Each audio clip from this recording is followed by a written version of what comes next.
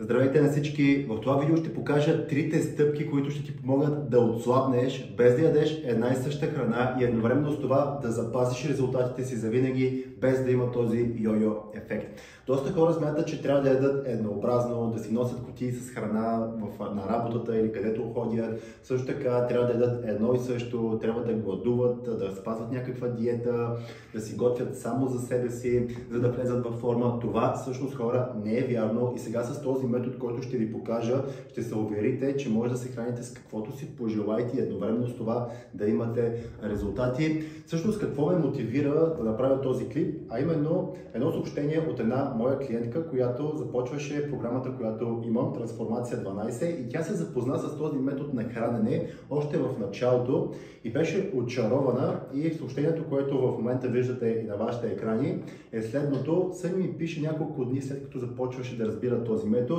Здравей, Били! Откакто следя протеините, въглехидратите, мазнините, осъзнавам колко всъщност грешно съм се хранила. Аз по принцип съм яла доста повече въглехидрати, без да се усетя. Започвам да следя храната и ще видим крайният резултат. А крайният резултат ще ви го покажа на края на видеото.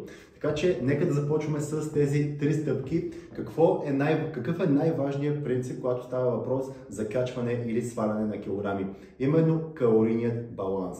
Тоест, ако приемаш повече калории, отколкото изразходваш, следователно ще си в калориен излишък и ще качваш килограми. А когато приемаш по-малко калории, отколкото изразходваш, следователно ще си в калориен дефицит и тялото вече ще има стимул да си вземе от себе си. Тялото има два начина, по които да си взима от себе си. Единият е мускул, другият е мазнини. Това са нашите тъкани, които всъщност имат енергия. Затова той, когато е в калориен дефицит, ще започне да си взима от себе си. А как всъщност да разберем дали сме в калориен дефицит и колко всъщност калории трябва да приемам, за да може да сме в калориен дефицит? Сега ще покажа най-правилния и точен начин, по който да се ориентираш колко калории да приемаш, за да може да си сигурен, че ще си постигнеш резултатите. Това видео, както казахме, е за отслабване. Това означава, че трябва да сме в калориен дефицит. Как да разберем всъщност дали сме в калориен дефицит? Поставяме си едни калории, които трябва да приемем за деня. Да кажем, казваме си, пробвам с 1500 калории за деня и започваш всеки един ден да приемаш 1500 калории. Но преди това, сутрин на гладно ставаш и се изтегляш. Също така взимаш един шивачен метър и се измерваш. Гръдна обиколка, ханш, талия, бедра, килограми, както казах. Също така си правиш и две снимки. Една отпред и една отстрани. Килограмите и мерките ги записваш на една тетрадка. След това всеки един ден започваш да приемаш 1500 калории и след една седмица отново се качваш на кантара, отново взимаш метъра, измерваш се и виждаш какви са резултатите. Ако си свалил 500 грама или 600 грама, това означава, че си в калориен дефицит. Ако си смъкнал също така половин, 1 см от талията, от бедрата и така нататък, това също означава, че си в калориен дефицит. Обаче, ако не си смъкнал на сантиметри, ако килограмите са едни и същи, това означава, че трябва да отрежеш малко от калориите. Тоест, ако си приемал 1500 калории, правиш ги 1300. Обаче има един трети вариант, който е много по-често срещан и това означава, че ти си мислиш, че приемаш 1500 калории, но в същото време си приемал много повече калории, или примерно 1800-2000 калории, без изобщо да се усетиш и по този начин не си мръднал с килограмите, дори може да се окаже, че си качил килограми. Затова е много важно да си сигурен, че приемаш 1500 калории, ако говорим в този случай, като пример, който го дадох. След като вече си установил калориите, които трябва да приемаш, за да можеш да сваляш килограми, в нашия случай 1500 калории, тези 1500 калории трябва да ги разпределим спрямо проценти на макронутриенти. Кои са трите макронутриента? То са само 3 макронутриента всъщност: протеин, въглехидрат и мазнини. Това са есенциалните хранителни вещества, от които ние имаме нужда. Протеинът отговаря за изключително много неща, като примерно белтъчния синтез в нашето тяло. Тоест, когато ние отслабваме, когато ние сме в калориен дефицит, да може да си задържим мускулната маса и тялото да не изглежда стегнато и оформено. Също така протеинът отговаря да може да се чувстваме сити за много по-дълго време през деня и да може много по-лесно да си спазваме калорийният дефицит. Друго нещо, за което отговаря протеинът, е да може да нормализира кръвната ни захар. Въглехидратът пък от своя страна също е изключително важен, защото той е горивото на нашата кола, така да го кажем. Ако си представим, че тялото е нашата кола, ние сипваме гориво чрез въглехидрата. Въглехидрата ни помага да се движим, в момента да говоря и така нататък. А мазните от своя страна също са изключително важни. Доста хора смятат, че ако приемат мазнини, ще качват мазнини. Това не е вярно, хора. Мазните са много важни, защото мазните ти помагат за хормоналният баланс.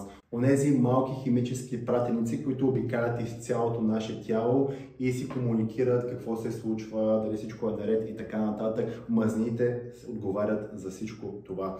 Така че, когато вече установим, че трябва да приемем 1500 калории, за да сме в калориен дефицит, следователно разбираме, че трябва да разделим тези 1500 калории на макронутриенти, съотношение проценти. Това означава, че 35% може да кажем, че отиват за протеин, 35% да отидат за въглехидрат и 30% да отидат за мазнини. Това е универсален вариант, който със сигурност ще работи при много хора, да не кажем при всички хора. Естествено, в индивидуални случаи може да има малко разместване, примерно с 5-10%, но съм убеден, че тази комбинация ще работи при повечето хора, така че може да се възползвате от нея.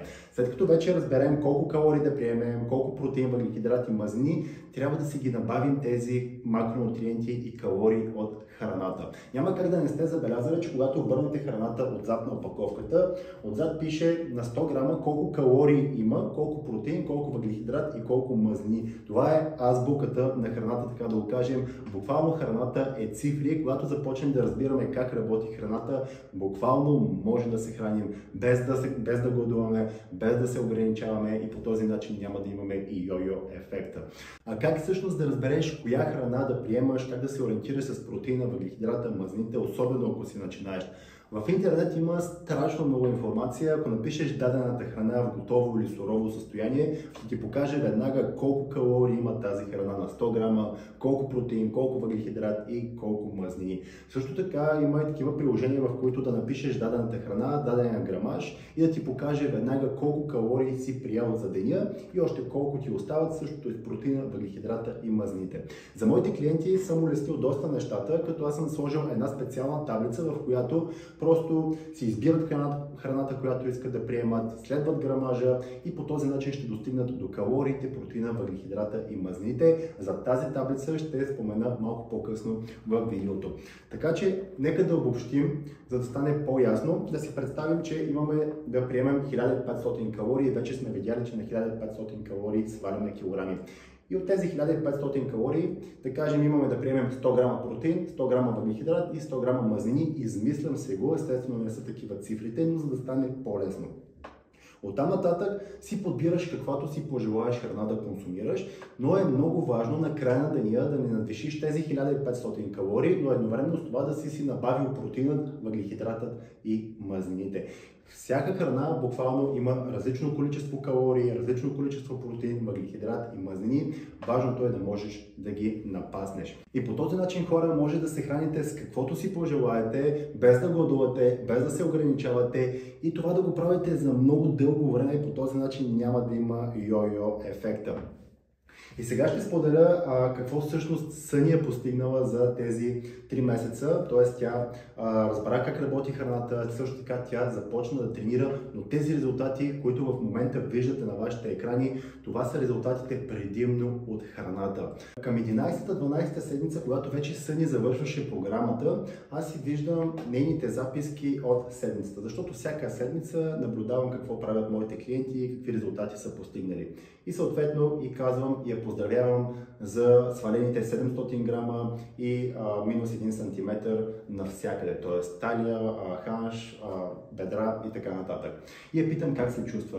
И тя споделя: в момента тренирам, много добре се чувствам, мисля така да продължа в дългосрочен план, не изпитвам глад, не правя никакви усилия и имам резултати. и за което тя е изключително благодарна. По този начин тя е вече разбрала, че може да се храни без да усеща глад, без да се лишава, също време да има страхотни резултати и тези резултати, които тя е постигнала в момента, виждате всъщност какво е постигнала. Тя е свалила 12 кг за 12 седмици. Може да видим как изглежда. Въпреки че тя се е снимала само по дрехи, не може да видим точният резултат как изглежда върху тялото. Снимките показват, че резултатите, въпреки че са с дрехи, са внушаващи. Също така, тя всяка седмица си е записвала килограмите и с приложението, през което работи, може да видим как килограмите все по-надолу и все по-надолу падат. И това са 12 кг за 12 седмици. Хора, този метод работи. Това не е диетата, това просто е начин на хранене. Просто така работи тялото.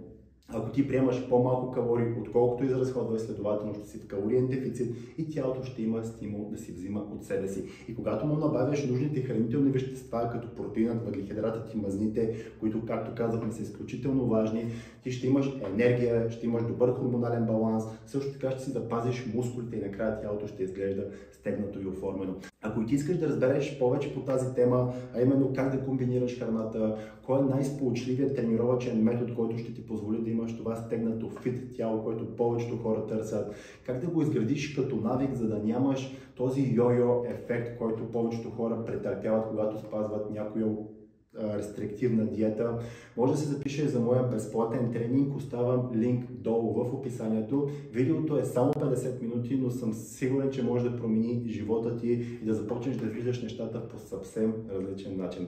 Гледай видеото, долу в описанието съм сложил линк.